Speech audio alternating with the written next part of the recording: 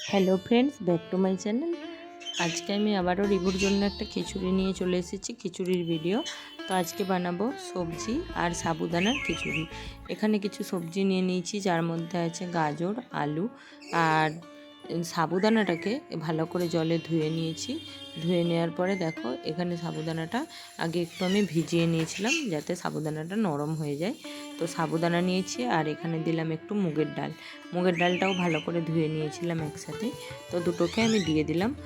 দিয়ে এর মধ্যে আমি দিয়ে দেবো বেশ পরিমাণ মতো জল।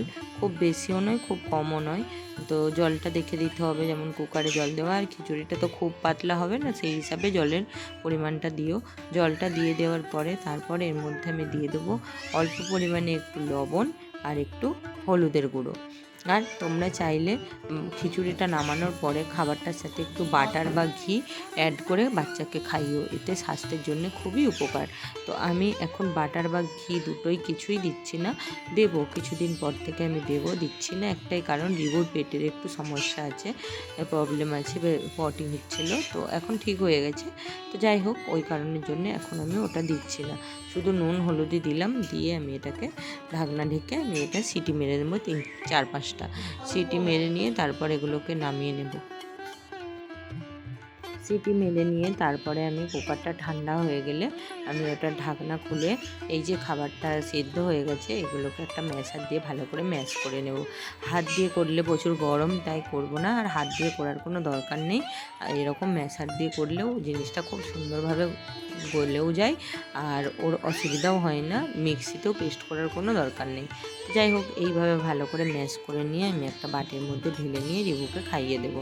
তো বন্ধুরা, ভিডিওটা চলাকালীন একটাই রিকোয়েস্ট, ভিডিওটা ভালো লাগলে লাইক করো, কমেন্ট করো, শেয়ার করো।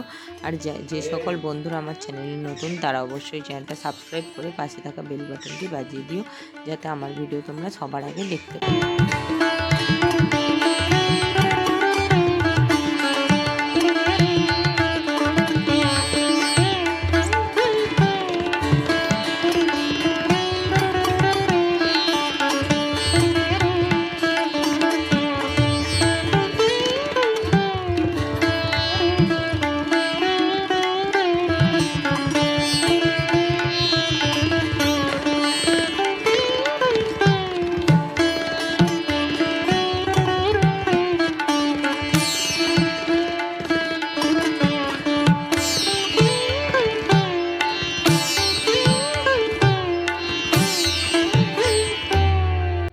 তো চলো বন্ধুরা, আজকে আসি, আবার আসবো নতুন একটা ভিডিও নিয়ে খুব তাড়াতাড়ি। ততক্ষণ কিন্তু তোমরা ভালো থেকো, সুস্থ থেকো আর সাবধানে থেকো।